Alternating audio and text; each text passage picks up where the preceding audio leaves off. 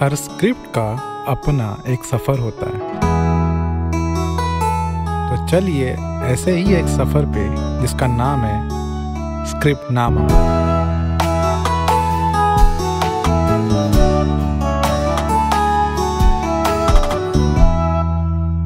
Hello, welcome to the 7th episode of script नामा, एक ऐसा पॉडकास्ट जो कहानी के पीछे की कहानी सुनाता है। आज का एपिसोड मेरे लिए बहुत ही स्पेशल है क्योंकि आज मेरे साथ इस शो पे को होस्ट करने के लिए आई है इस पॉडकास्ट शो की को क्रिएटर, बहुत ही talented writer Sayali Dakre Kadam. So welcome to our show Sayali. Thank you so much, Adesh. कसं वाटतंय तुला? I'm nervous but excited, and I really wanted to co host the show, so here I am. अच्छा, so guys, there's a very special reason that Saili has joined us for the show. It's because of the film that we'll be talking about and the guest we will be talking to. Saili, why don't you introduce our guest? Before that, let me tell you all why I am here co hosting the show.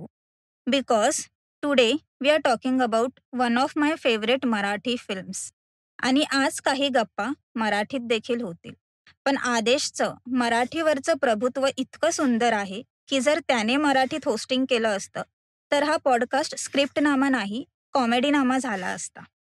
Jokes apart, तर आज आपल्यासोबत असे दोन दिग्गज writers आहेत ज्यांच्या मूव्हीचा उल्लेख top Bollywood remakes of Marathi फिल्म्समध्ये केला जातो, ज्या मूव्हीचे पोस्टर्स पाहून सगळ्यांनाच मूव्ही लिहिणाऱ्या बॉईजबद्दल उत्सुकता निर्माण झाली.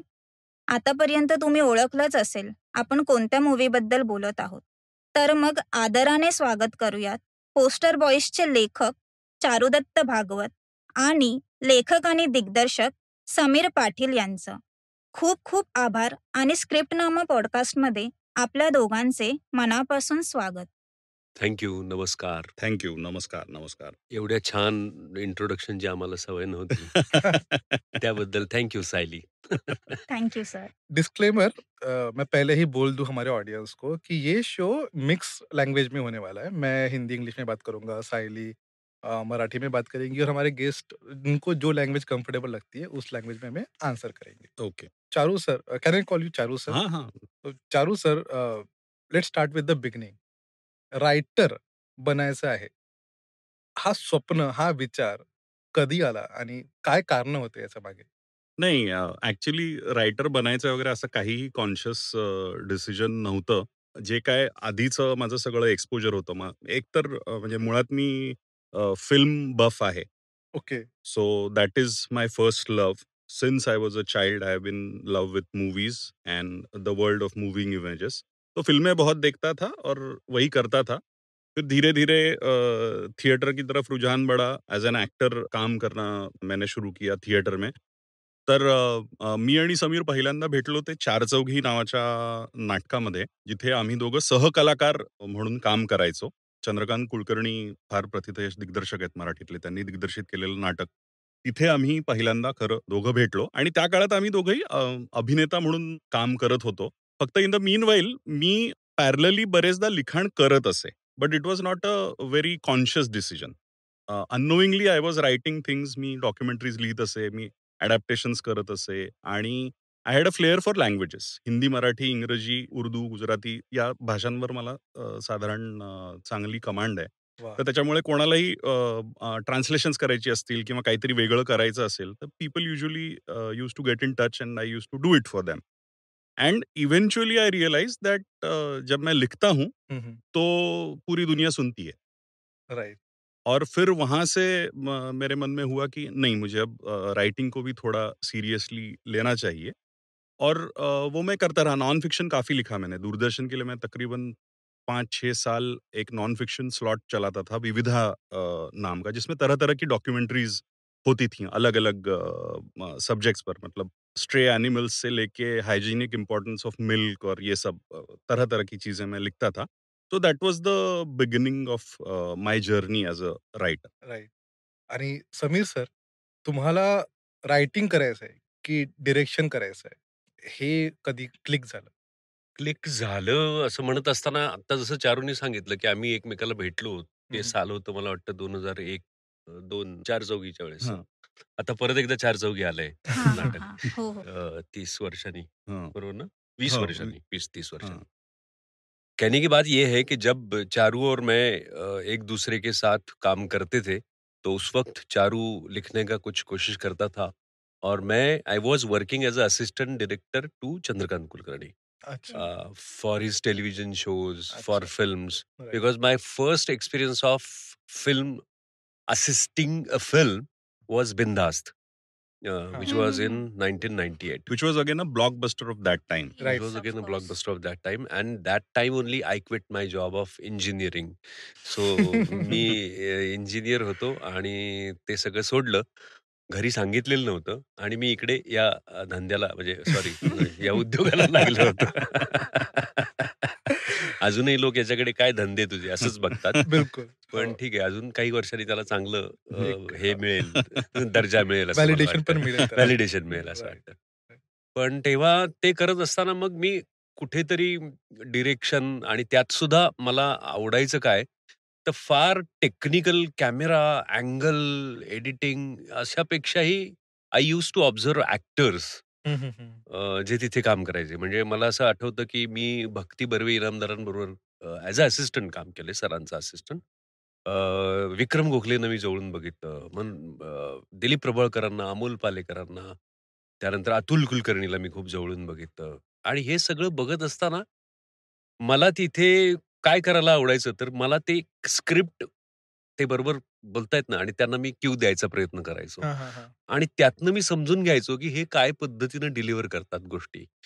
सो माझ्यातल्या एका ॲक्टरला सुद्धा ते कुठेतरी एनरिचिंग असायचा तो एक्सपिरियन्स बिलकुल. आणि मला त्यात जास्त गंमत वाटायची. हळू-हळू मग नंतर मी एक-एक त्या फील्डकडे पण कॉन्शियसली बघायला लागलो, की एडिटिंग कसं, डायरेक्शन का, डायरेक्शन कॅमेरा कसं. काय, हे काय, ते काय.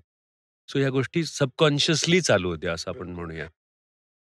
तो अभी हम पोस्टर बॉयज़ के बारे में बात करेंगे। तो समीर सर आपने कहा कि ये रियल लाइफ़ में से बेस्ट है। या मतलब अभी जब मैं मूवी को याद कर रहा हूँ, तो हमें बिल्कुल नहीं लगा कि ये रियल लाइफ़ में किसी के साथ हुआ होगा। हम लोग यही सोच के हँसते हैं कि यार जिनके साथ हुआ है कितना बुरा हुआ है। तो thanks to that news channel जिन्होंने आपको वो न्यूज़ दी। तो ये स्टार्ट कहाँ से हुआ था? ये कौन-से साल की बात है कि आपने किस टाइम पे ये न्यूज़ आइटम आपको ये दिखा? एक्चुअली 2009 की बात है। ओके, 2009 दिसंबर होगा या नवंबर होगा ठीक। शायद। तो उस वक़्त महाराष्ट्र में इलेक्शंस थे और इलेक्शंस डिक्लेयर होने के बाद ये स्टार माज़ा न्यूज़ चैनल ने मुझे अप्रोच किया और कहा कि हम ऐसा एक शो बनाना चाहते हैं, जिसमें आप ये हमारी लाल-पीली जो एसटी है, वो लेके निकलोगे, हुँ, हुँ। आप कंडक्टर का रोल प्ले करोगे। सो मैं उसमें उस शो में कंडक्टर बना हूँ। मतलब मैं वो उनके कपड़े पहनता था, वो बिल्कुल। टिकट की बैग मेरे साथ रहती थी और वो सब मेरे साथ रहता था। और हम अलग-अलग कॉन्स्टिट्यूएंसीज़ में जाएँगे और जो भी सिटिंग एमएलए है, जो अपोज़िशन एमएलए है, अलग-अलग पार्टीज़ के नेता है, लोकल जर्नलिस्ट है, उन सबको बिठाएँगे, नागरिकों को बिठाएँगे और चर्चा करेंगे कि सही में कुछ किया है इन्होंने ये सिटिंग एमएलए ने और कुछ है कि नहीं? तो वो बहुत या सिर्फ़ इंटरेस्टिंग। सीटिंग ही है। हाँ, ये सिर्फ़ सिटिंग ही है या ये सिर्फ़ ब बात ही करते हैं, बात ही करे जा रहे हैं बस और कुछ नहीं हो रहा है। तो वो मेरे लिए बहुत एनरिचिंग एक्सपीरियंस रहा है वो सारी क्योंकि उसके बाद में मैंने उनके ऑलमोस्ट 2019 तक 6 सीज़न किए ऐसे कह सकते हो आप उसी शो के। लेकिन 2009 में जब हम लोग वो करते-करते अमरावती पहुँचे और उस दिन हमारा वो शो पहली बार दिखने वाला था, एयर होने वाला था क्योंकि हम 2-4 एपिसोड का शूटिंग करके वो भेज दिया था। उसका एडिटिंग-वेडिटिंग होके उस दिन वो दिखने वाला भी था और उसके पहले न्यूज़ आने वाले थे, न्यूज़ आते थे वो शोज़ के पहले। तो हम बैठे थे कि अभी ये न्यूज़ खत्म हो जाए, हमारा कार्यक्रम शुरू हो जाएगा। सो हम बैठे और उस वक़्त वो न्यूज़ आई वहाँ पर। तो बाकी सब लोग ऐसे ताक में थे कि अभी अपना कार्यक्रम आएगा और हम देखेंगे। वो मैं भी उसी ताक में था। लेकिन जब मैंने ये न्यूज़ देखी और सुनी तो मुझे ऐसे लगा कि ये क्या था? मैंने क्या सुना अभी? ये इंटरेस्टिंग था कुछ। और फिर शो आया, शो खत्म हुआ, सब लोग तालियाँ बजाने, "अरे! क्या बात है यार, फैंटास्टिक!" फ़ोन शुरू हो गए कि अरे बहुत इंटरेस्टिंग हुआ आज का एपिसोड और ये वो सब कुछ और मैं अटका हुआ था उसमें। ये बोला यार ये क्या था? ये बहुत इंटरेस्टिंग था। और फिर मैं वो करता गया। वो मतलब इट वाज़ लाइक उसके आगे भी 10-15 दिन हमारा शूटिंग चलता रहा, ट्रैवलिंग चलता रहा। ऑल ओवर महाराष्ट्र में उस शो में घूमता हूँ, लाइक 4,500-5,000 किलोमीटर का एक जर्नी होता है, तो वो हर बार मैंने वो किया है। हम घूमते रहे, खत्म हुआ, मैं वापस आया घर, और वापस आने के बाद एक दिन सुबह-सुबह मैंने मेरी वाइफ को बोला कि यार, मैंने ये ऐसा-ऐसा सुना था और ये बहुत इंटरेस्टिंग न्यूज़ था, और मुझे लगता है कि इसके ऊपर कुछ तो भई हो सकता है। मतलब इंटरेस्टिंग स्टोरी हो सकती है इस, मतलब तब दिमाग में नहीं था कि स्क्रीन प्ले करना है, डायलॉग्स करने हैं, ये करना है, वो करना है। कुछ हो सकता है और शायद इसके ऊपर फ़िल्म भी बन सकती है। शायद मुझे शायद। लगा, शायद, हाँ, लगा। और फिर मैंने वो लिख डाली, जैसे मैंने आपको बताया। मैंने वो स्टोरी लिखी और चारू को सुनाई। चारू का भी रिएक्शन था कि ये थोड़ा सीरियस है। मतलब मैं एक्चुअली अगर पर्सनल लाइफ में देखोगे तो मैं बहुत कॉमेडी इंसान हूँ। मतलब हाँ। मुझे वो ज़्यादा अच्छा लगता है और ये बहुत सीरियस है। लेकिन ऐसे सीरियस आदमी की तरफ से ये रिएक्शन आया कि ये बहुत सीरियस है। तो यही बहुत कॉमेडी था। तो मैं बोला, ये क्या करते हैं? फिर नहीं, नहीं बोले, इसमें कुछ अलग करेंगे, क्योंकि मैंने सोचा था कि वो जो पोर्टर्स थे, वैसे ही पोर्टर्स लेके मैंने उनकी कहानी बनाई थी। तो चारों का कहना था कि वो थोड़ा मोनोटोनस हो जाएगा, तो उसमें थोड़ा और चटपटा बनाते हैं हम लोग। तो अलग-अलग इकोनॉमिक बैकग्राउंड से अगर लोग आते हैं, अलग-अलग एज फैमिली ग्रुप। बैकग्राउंड से हाँ। अगर लोग आते हैं, एज ग्रुप से आते हैं, तो शायद वो इंटरेस्टिंग हो। मैं बोला, हाँ यार, ये हो सकता है। और फिर हमने फिर से उसको नए से वो कहानी लिखी, मतलब कैरेक्टराइजेशन चेंज बिल्कुल, हुआ, ये बिल्कुल। हुआ, और फिर Sameer sir, why Charudatta sir? Why Charudatta sir, oh my God! ये नहीं, वो मैं बोल सकता हूँ, क्योंकि उसके पीछे एक बहुत बड़ा इतिहास है। क्योंकि मेरे जो जितने भी नज़दीक वाले दोस्त हैं, वो सब जानते हैं। 2008 में मैं ये फ़ील्ड छोड़ के गया था, कि मैंने कहा था कि अब राम-राम, अभी तो कुछ नहीं होने वाला ये फ़ील्ड में। As a actor, as a director बहुत सारा स्ट्रगल हो गया, कुछ बात नहीं बन रही है, वाज़ द सिचुएशन। और फिर मैं नौकरी करने के लिए अहमदाबाद चला गया। बिकॉज़ इंजीनियरिंग का बैकग्राउंड था, मेरे एक दोस्त ने मुझे जॉब दे दी और मैं अहमदाबाद चला गया।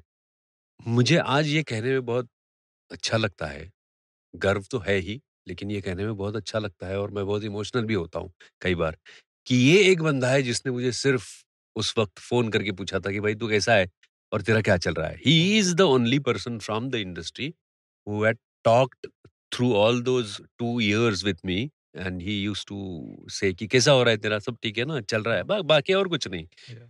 तो मुझे ऐसा लगा कि मेरे इतने सारे इंडस्ट्री में दोस्त थे, है, आज भी है। मेरा ऐसा कहना नहीं कि उन्होंने किया नहीं होगा, शायद निकल गया होगा उनकी लाइफ से। लेकिन ये मुझे फ़ोन करता रहा और टच में रहा और मुझसे बात करता रहा, तो मुझे लगा कि इसमें और मुझ में कुछ है। फ्रीक्वेंसी मैच हो रही है। हाँ, वो शायद प्लैनेट और ये ऐसा कुछ कहते हैं ना, वैसा कुछ बिल्कुल। हमारे में है एक रिश्ता।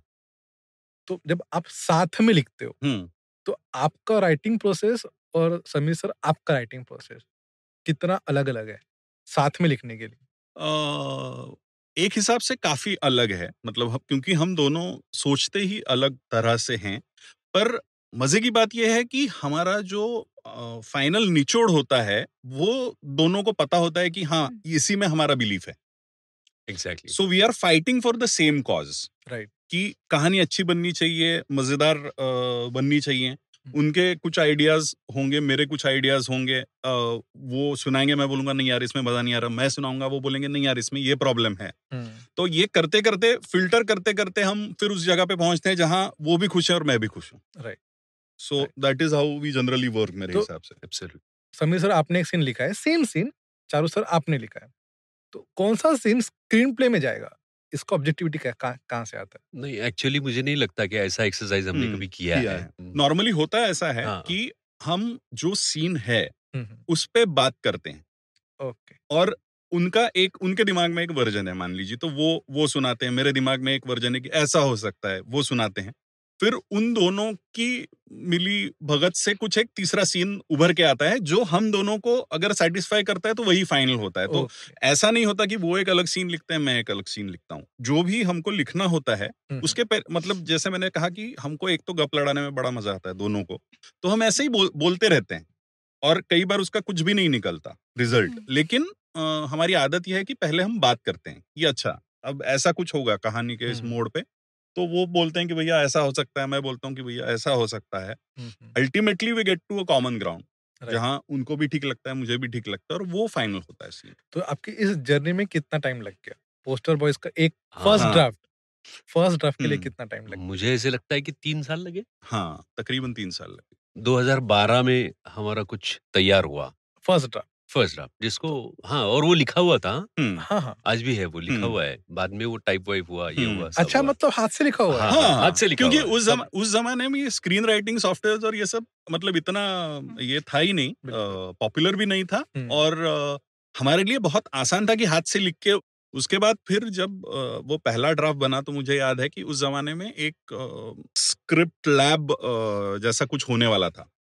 तो उसके लिए मैंने पूरा वो स्क्रिप्ट इंग्लिश में ट्रांसलेट किया और उसको सबमिट किया उस स्क्रिप्ट लैब के लिए हाँ, हाँ। और उनका एक बेसिक अप्रूवल आ गया था कि हाँ, you will be taken to the next round. या।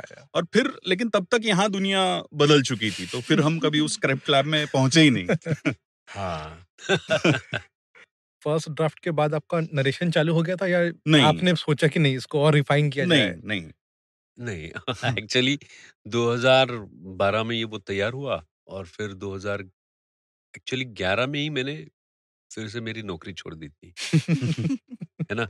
क्योंकि मुझे लगने लगा कि यार नौकरी में भी उतना ही पैसा मिल रहा है और अभी मैं अगर शो कर रहा हूँ ये स्टार माज़ा के साथ, तो वो भी अच्छे पैसे मिल रहे हैं मुझे, तो छोड़ दो फिर इसको और इधर ही स्ट्रगल करना शुरू कर दो। तो मैंने फिर से स्ट्रगल करना शुरू कर दिया था और फिर मैं अपने पुराने डायरी के नंबर निकाल के लोगों को फ़ोन करने लगा कि हेलो मैं अभी वापस आ गया हूँ। अरे! तू आ गया वापस? लोग पूछने लगे। बोला हाँ, कुछ काम दीजिए एक्टिंग ये वो। ऐसे ही मेरे एक दोस्त हैं जो एक फ़िल्म सोच रहे थे, प्लान कर रहे थे, मराठी में फ़िल्म होने वाली थी। तो उनको मैंने फ़ोन किया कि मैंने कहा कि सर क्या मैं आपको असिस्टेंट बोल के आ सकता हूँ? बोले असिस्टेंट? अरे! तू तो एसोसिएट हो सकता है यार। असिस्टेंट की बात क्योंकि तब तक मैं काफ़ी काम कर चुका था। लोगों को भी पता था कि मैं काफ़ी काम कर चुका हूँ। सीरियल्स में भी मैं एसोसिएट डायरेक्टर वगैरह था 2008 के पहले। तो उन्होंने कहा कि बिल्कुल हो सकता है और फिर मैंने उनको जॉइन कर लिया। तो उनके प्रोजेक्ट के सिलसिले में हम श्रेयस तलपदे से मिले ओके। एक्चुअली। उसके पहले 1-2 जगह मैंने ऐसा कुछ किया था नरेशन, अभी आज मुझे उतना याद नहीं है पक्के से। लेकिन कहते हैं ना कि फैमिली के एक फ्रेंड है, काफ़ी पैसे वाले हैं, हुँ, हुँ, हुँ। जो हर भाव का वो कहते हैं, "अरे! अच्छा तू वो बॉम्बे में काम करता है ना फ़िल्मों में?" "हाँ, हाँ, हाँ।" तो मैं बोला, "यार हाँ, काका आप कुछ फ़िल्म बनाते हैं?" तो काका बोले, "क्या है बता तेरे को?" तो मैंने काका को कहानी सुनाई थी।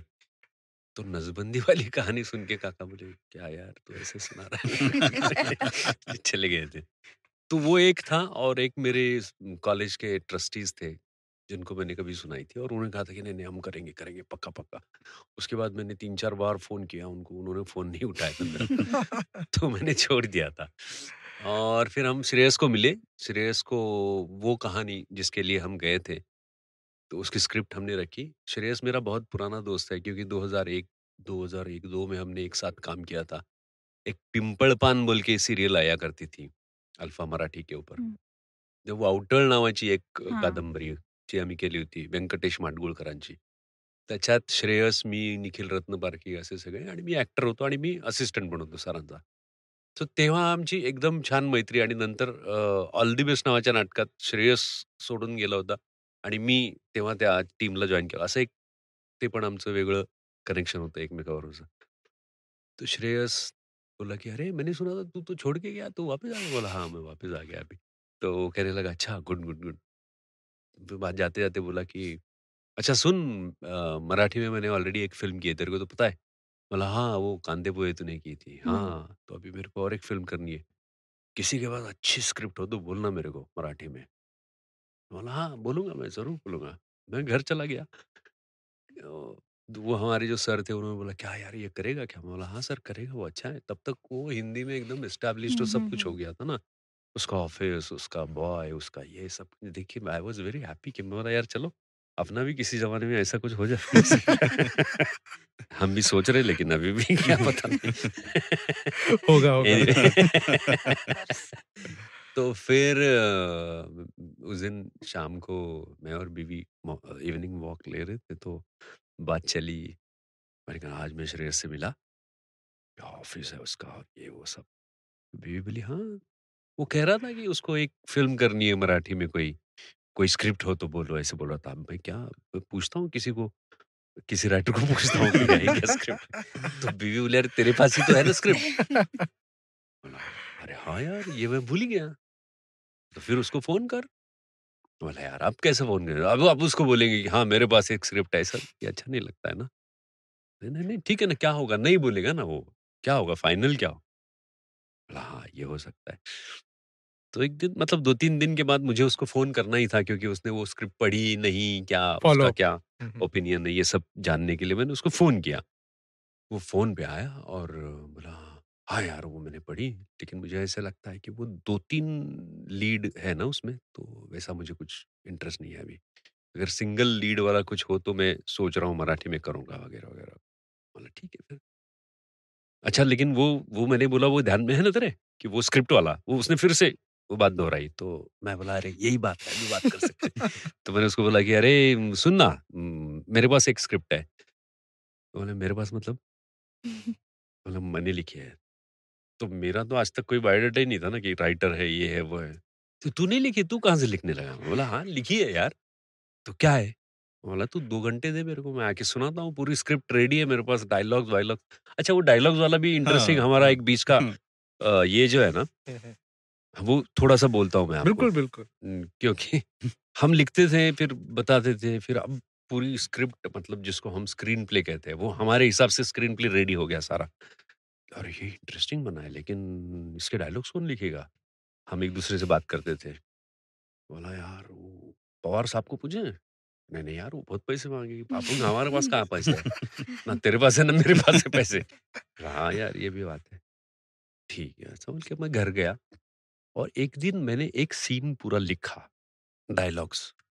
फिर मैं थोड़ा और आगे लिखता गया और 2-4 सीन होने के बाद नेक्स्ट टाइम जब हम मिले, तो मैंने चारू को बताया कि चारू ये देख कि ऐसे डायलॉग कैसे लगते हैं तेरे को? चारू बोले, "यार तूने लिखा है ज़रा मेरे को बोल के बता।" तो बीइंग अ एक्टर ये वो मैंने उसको बोल के भी बताए। तो वो उसको इतने अच्छे लगे कि चारू बोले, "अरे! तो तू ही लिखना, तू पूरा खत्म कर इसको।" तो उस तरह से वो डायलॉग ड्राफ्ट भी रेडी था वाओ! हमारा, है ना? वो डायलॉग ड्राफ्ट रेडी था, तो मैं इसको श्रेयस को बोला कि 2 घंटा दे, मैं आके तेरे को सुनाता हूँ।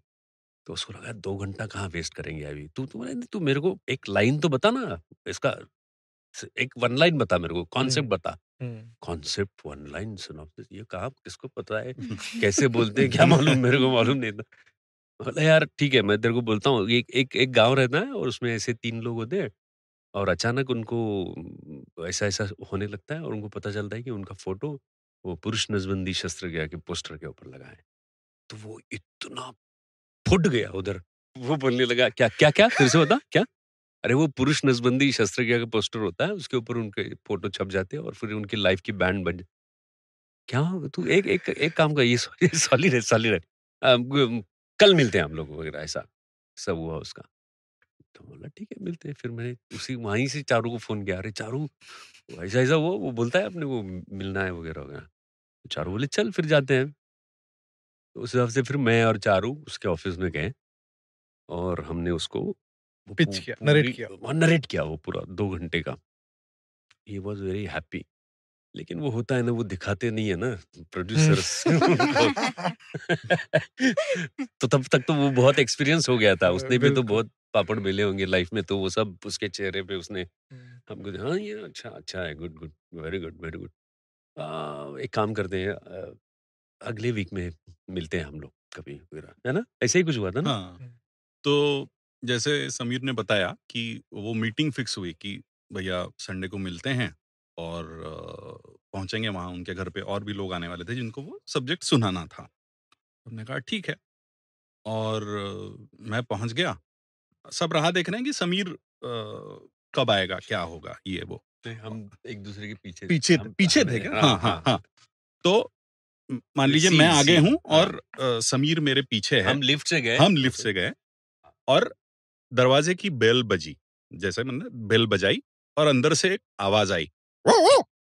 और जैसे ही दरवाज़ा खुला, तो दरवाजे पे सिर्फ मैं खड़ा था और समीर गायब था वहाँ से। तो श्रेयस पूछता रहा इसके समीर नहीं आया क्या? बोले हाँ ये कहाँ ये गया, ये कहाँ है? पीछे तो माय तो गुडनेस।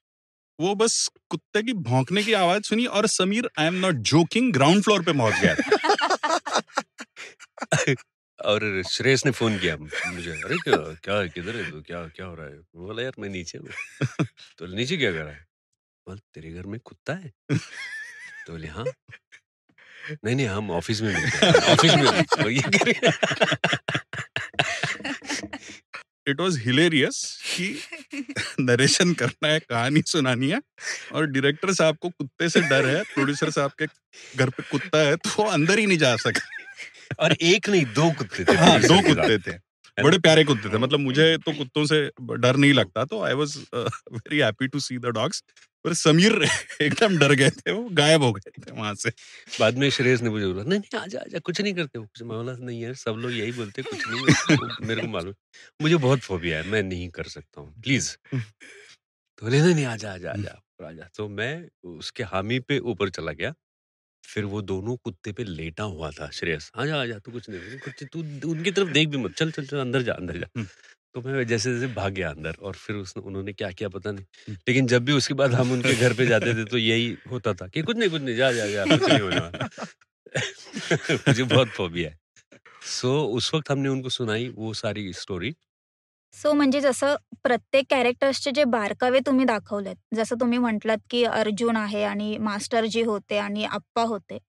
तर अर्जुनचं स्पेशली मला विचारायचं होतं, की त्याच्या मोबाईलची एक रिंगटोन आहे पर्टिक्युलर, ए उचल ना. हाँ, तर त्याची आयडिया कुठून आली? कारण त्याचं जसं तुम्ही कॅरेक्टर दाखवलंय मूव्हीमध्ये आणि त्या कॅरेक्टरला साजेशीच ती रिंगटोन पण आहे. तर त्याची आयडिया कुठून आली तुम्हाला? कॉमेडी करत असताना, म्हणजे तुम्ही लिहिता तेव्हा तुम्ही काही गोष्टी इमॅजिन करून लिहित असता आणि ते होत असतं. तुम्ही जेव्हा ऍक्च्युअल सेटवर जाता आणि लोक त्याच्यावर काम करायला लागतात, तेव्हा त्यांच्याकडनं काही इनपुट्स यायला लागतात आणि ते ऍड व्हायला लागतं.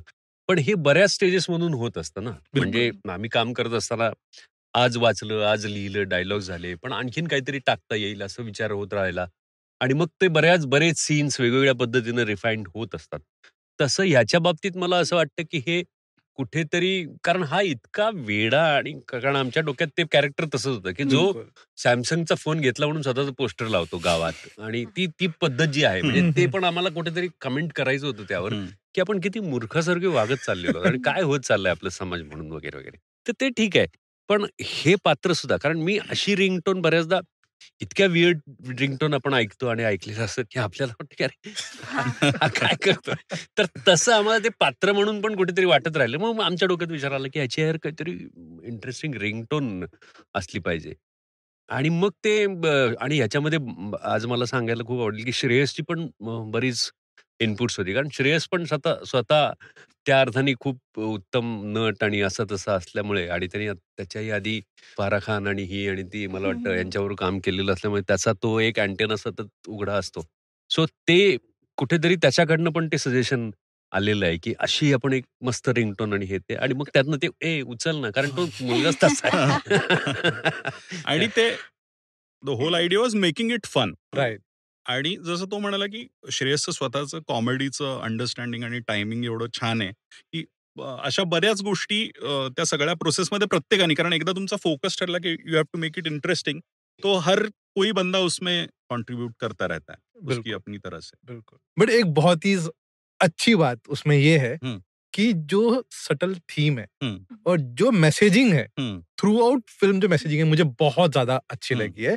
एग्ज़ाम्पल हुँ, girl child versus boy child. हुँ, दूसरा मास्कुलिनिटी के ऊपर हमने हुँ, बात की। हुँ, तीसरा हमने जेंडर और एज और सेक्स हुँ। इसको डिस्कस किया। जैसे हाँ। आपने बोला 60 साल का आदमी, उसका करेक्ट, सेक्स लाइफ हमने लाया है डिस्कशन में। करेक्ट. करेक्ट. क्या ये भी चीज़ें बैक ऑफ द माइंड थी कि यार हाँ, ये हाँ, तो ये इंटेंशनली था. सारा थॉट आउट है, क्योंकि जैसे हम दोनों हैं, तो नॉर्मली हमारा ये होता है कि थोड़ा-सा रैशनलिस्टिक अप्रोच है सारी दुनिया की तरफ देखने का.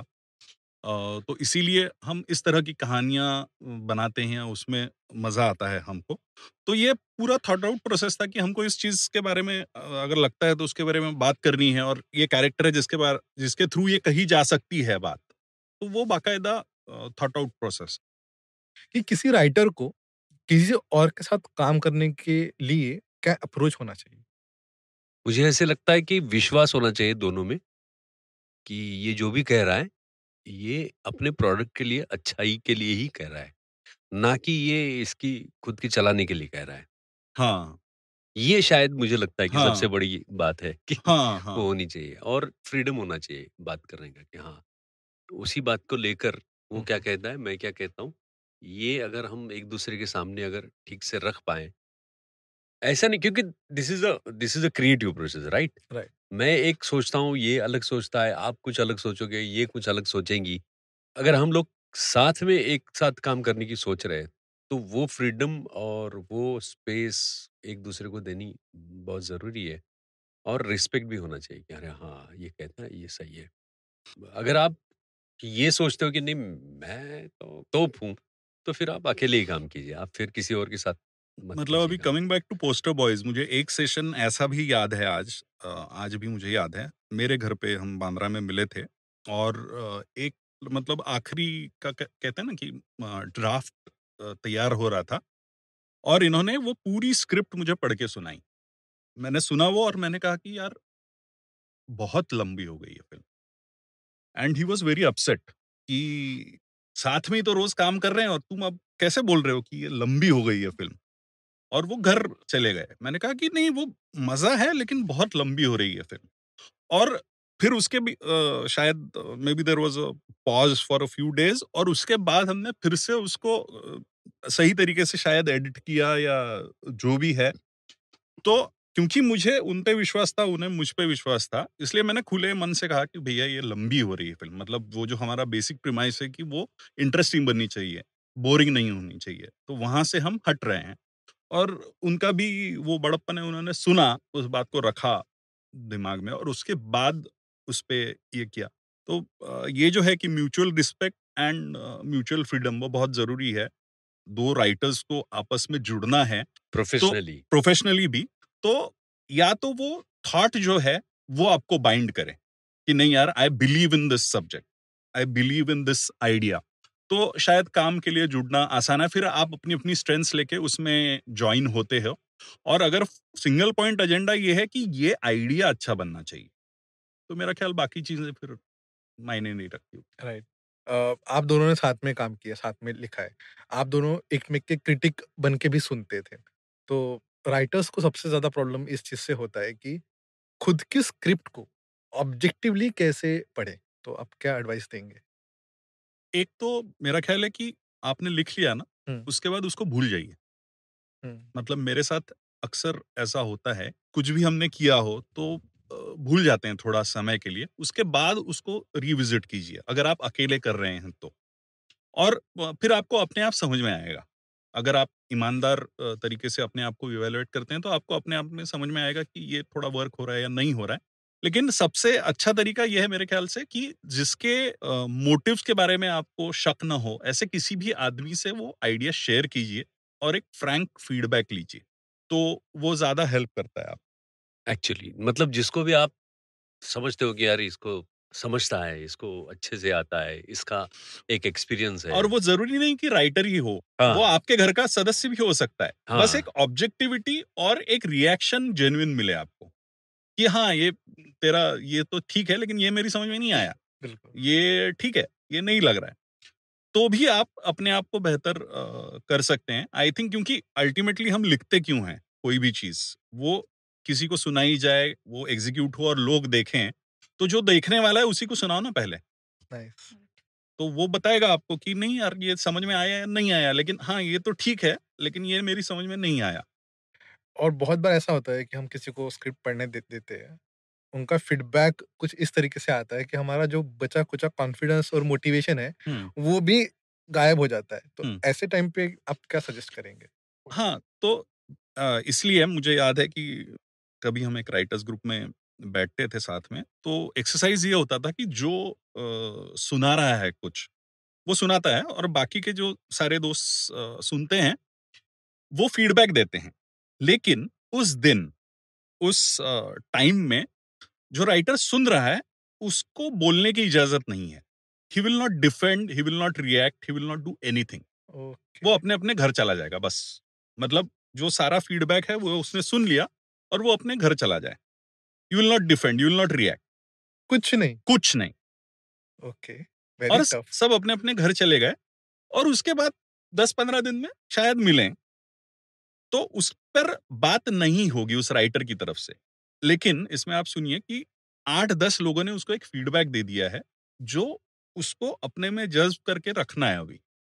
And may be subconsciously he will have thoughts which could improve his thing. Right. इस तरह का एक ज़माने में करते थे। तो फीडबैक 2 तरह से होता है। जैसे अभी हम काम करते हैं, तो पहली चीज़ तो ये कि क्या होता है कि फीडबैक ना हमेशा हम पर्सनल बना लेते हैं। कि अरे ये मेरे को गाली दे रहा है या अब ये मेरे को बुरा कर रहा है। ये आपको बुरा नहीं कह रहा। आपने जो लिखा है उसके बारे में बात हो रही है और वो भी उसकी सोच है। और वो भी उसकी सोच है। और एक अल्टीमेट कन्विक्शन तो राइटर का होता ही है ना अपने आइडिया के बारे में। बिल्कुल। तो वो सबसे बड़ी ताकत है आपके पास मेरे ख्याल से कि दुनिया का अब ये तो बहुत बार हुआ है दुनिया में कि क्या अभी वो स्क्विड गेम तक की आप बात कर लीजिए कि वो 10 साल घूमता रहा बंदा, किसी ने कुछ नहीं किया और वो अल्टीमेटली बन गई और वो वर्ल्ड ओवर सुपर हिट हो गई। तो ये तो अलग बात है, लेकिन इसीलिए मैंने कहा कि आप किससे फीडबैक ले रहे हैं ये भी बहुत जरूरी है। अगर वो जो सामने वाला व्यक्ति है उसके बारे में आपको पूरा कॉन्फिडेंस है कि हाँ यार ये मुझे नीचा दिखाने के लिए या मुझे 4 चीजें सुनाने के लिए फीडबैक नहीं दे रहा है, ये सही में ईमानदारी से कुछ रिएक्शन दे रहा है, तो वो तो सबसे अच्छी बात है। और कुछ चीजें वो होता है ना कि आप सुन लीजिए और भूल जाइए, तो ये भी करना जरूरी है। वो अपना अपना फिल्टर बनाना पड़ता है, जो आपको शायद एक्सपीरियंस के साथ ही आएगा। राइट। माझा एक प्रश्न होता रायटिंगशी रिलेटेड नाहीये, पण पोस्टर बॉईजच्या यशानंतर आणि आता पण ज्या प्रकारच्या फिल्म्स मराठी इंडस्ट्रीमध्ये येत आहेत, तर तुम्हाला असं वाटतं का की लोकांचा मराठी इंडस्ट्रीकडे बघण्याचा दृष्टिकोन बदललाय? नाही मला म्हणजे खरं असं वाटतं की म्हणजे पोस्टर बॉयज आणि त्याच्यानंतरची काही वर्ष हा मराठी चित्रपटांकरता एक चांगला मला वाटतं हं, फार हं. व्हायब्रंट असा काळ होता. बरोबर. आणि आता लॉकडाऊनच्या आधीपासून ते आत्तापर्यंतचा काळ हा तसा काय म्हणायचं जरा डल चालला. म्हणजे आत्ताच समीरची फिल्म रिलीज झाली, बाहुबली नावाची. फार छान फिल्म आहे. आता मला वाटतं OTTवर पण ती अवेलेबल आहे ना? हो, झी5ला झी5वर येस. अवेलेबल आहे आणि आपले खूप सीनियर रायटर होते जयंत पवार साहेब. हं. त्यांची ती फिल्म आहे त्यांनी लिहिलेली. चांगला विषय, वेगळी मांडणी आणि अशा अनेक फिल्म्स मराठीमध्ये सध्या झाल्यात, चांगल्या फिल्म्स. पण दुर्दैवाने त्यांना प्रेक्षकांचा तेवढा प्रतिसाद मिळालेला नाही. आता हं. त्याची कारणं काय आहेत ह्याच्यावर म्हणजे वेगळी चर्चा होऊ शकते. पण गेला काही काळ तरी असं दिसतंय की मराठी प्रेक्षक मराठी चित्रपट बघत नाहीयेत फारसे. असं आम्हाला तरी पर्सनली वाटतं गेला बराच बरोबर, काळ. बरोबर, बरोबर. कारण आम्ही पोस्टर बॉईज 2014 साली पण थिएटरमध्येच पाहिला होता. करेक्ट. आणि बरोबर. तो अनुभव फार वेगळा होता. कारण मराठी इंडस्ट्रीमध्ये कॉमेडी जॉनर म्हणजे एक्सप्लोर झाले होते. पण आम्ही म्हणजे आमच्या जनरेशनला करेक्ट. तो करेक्ट. सब्जेक्ट एकदम हे होता कारण आमच्या जनरेशनमध्ये तो बोलला जातो. पण करेक्ट. आधीच्या जनरेशनसाठी खूपच हे होतं, की ते शब्दही तुम्ही घेऊ नाही बरोबर. शकत. बरोबर. आणि जेव्हा मी थिएटरमध्ये तो पाहिला होता, तर पूर्ण थिएटर हसत होतं आणि तो एक्सपिरियन्स फारच सुंदर होता. फारच सुंदर. त्याच्यामुळे खरं आहे. जेव्हा ह्याने सांगितलं, की तुम्ही दोघं येत आहात, तर मी खूप एक्साइटेड आणि नर्व्हस पण होते. मी बोलली एवढे सीनियर आहेत, त्यांच्यासमोर बसून बोलणं थोडं कठीण होईल. नाही पण आम्हाला उलट छान वाटलं, की तुझ्या जनरेशननी ती फिल्म आज आम्ही तेच म्हणतो ना, हं. की 2014ला तसं बघायला जाल तर नसबंदी हा टॅबू असणारा सब्जेक्ट आहे, हं. राइट? हो, बिल्कुल, हो. बिल्कुल. पण आम्ही ते करत गेलो. आणि आज आम्हाला त्याच्याकडे बघत असताना म्हणजे लोक म्हणतात, की फॅमिलीनी सगळ्यांनी बसून बघावं अशी ती फिल्म झाली. हो, हो. म्हणजे ते किती डेलिकेट होतं हे आत्ता आम्हाला म्हणजे हं. आपण म्हणतो ना, की एका ह्याच्यावरून आपण चालत येतो आणि मग मागे वळून बघतो, "आईला हे एवढं खोल होतं?" बरोबर. असं असं हां. आता आम्हाला जाणवतं बऱ्याचदा, की अरे हे आपण थोडं इकडे गेलो असतो तर ते खाली गेलं असतं, तिकडे गेलो. पण ते कुठेतरी आमच्या दोघांच्याही आवडीमध्ये आहे. मला वाटतं आमचे स्वभाव पण तसेच आहेत, की आम्ही असे खूप हे नाही होत, की म्हणजे बऱ्याचदा आम्हाला बघत असताना असं वाटतं, "अरे, अरे काय चाललंय? चल आपण जाऊया." म्हणजे बऱ्याच ठिकाणी आम्ही अनकम्फर्टेबल असतो हं, आयुष्यात. हं. हं. कुठे असं काही सुरू झालं, खूप अशी कॉमेडी सुरू झाली, की आम्हाला वाटतं आता चला आपण निघूया इथून वगैरे असं. तर नाही ते म्हणजे आमच्या स्वभावाचा भाग आहे तो तेव्हा ॲक्चुअली. असं झालेलं आहे, की म्हणजे माझ्या घरातल्या लोकांनी मला फोन करून विचारला माझ्या एका चुलत बहिणीनी, की "अरे, मी सिनेमाला जातीये, तू केलायस म्हणून, बट माझ्या मुलाला घेऊन जाऊ का?" तर मी म्हटलं, की "मला काही प्रॉब्लेम वाटत नाहीये." आणि तोपर्यंत मी हा विचारच केला नव्हता, की असा काहीतरी एक वेगळा प्रॉब्लेम असू शकतो. पण मी म्हटलं, की "नाही, तू घेऊन जा. काही प्रॉब्लेम नाही." असाच एका माझ्या मित्राचा फोन आला, की "अरे, नाही, जरा 2 मुली आहेत." त्याच्या लहान मुली होत्या, "त्यांना घेऊन जाऊ का?" तर मी म्हटलं, की "मला काही वाटत नाही, घेऊन जा." कारण काही गोष्टी त्यांना कळणार नाहीत, बाकी तर कॉमेडी आहेच म्हटलं. आणि थँकफुली त्यांनी मला परत फोन नाही केला, की "अरे काय तू सिनेमाला आम्हाला पाठवलं आणि आम्हाला त्रास झाला." So that means something. हो सर. आणि मूव्ही पाहताना आम्हाला जितका आनंद झाला, जितकं छान आणि खरंच एक एंटरटेनिंग माहोल तुम्ही क्रिएट केलेलं मूव्ही बघताना. आता बोलताना सुद्धा तेवढंच एंटरटेनिंग माहोल तुम्ही क्रिएट केलंय. तर आम्ही दोघं आणि स्क्रिप्टनामा मनापासून तुम्हाला धन्यवाद करू इच्छितो. So thank you for coming to our show. Thank you very much. खरं म्हणजे थँक यू टू स्क्रिप्टनामा. कारण तुम्ही आम्हाला ही संधी दिलीत पुन्हा एकदा त्या सगळ्या गोष्टी आठवण्याची हां. आणि तो सगळा काळ. आणि मला वाटतं की स्क्रिप्ट नामासारखा शो होणं ही फार महत्वाची गोष्ट आहे. कारण म्हणजे जसं आमच्या जर्नीमध्ये म्हणजे आम्ही जेव्हा काय थोडंफार लिहायला जे काय सुरुवात केली, तर तेव्हा मला अचानक जाणीव झाली, रिअलाइज्ड की अरे स्ट्रक्चर्ड रायटिंग बद्दल काही कोणी बोलत नाही. There are not many books, there are not many teachers, there are not many people who can talk about writing. और वो जो वहाँ से जर्नी शुरू हुई है, वो आज आप तक पहुँची है कि आप आज एक पॉडकास्ट कर रहे हो, जो सिर्फ स्क्रिप्ट पर आधारित है. तो ये मेरे लिए बहुत खुशी की बात है. करेक्ट. क्योंकि वो जो हम डिस्कशन में या इससे उससे बात करके सीखे हैं या सीखना चाहते हैं, वो आप एक प्लेटफॉर्म बना रहे हो जिससे काफ़ी लोगों को फ़ायदा होगा. तो we are very happy to be associated with script नामा की एक आप कुछ अलग पहल कर रहे हो और हम उसका हिस्सा बने हैं. So we are very happy and we are very thankful thankful. To Scriptnama. Scriptnama. Thank you. Thank you sir. मनापासून आभार सर. धन्यवाद. धन्यवाद. धन्यवाद. Thank you for listening to our episode. We hope you enjoyed it and found some answers and insight. If you liked it, please subscribe the show and share it with your friends. You can also follow us on Instagram for regular updates. Details mentioned in the description. Thank you for your time.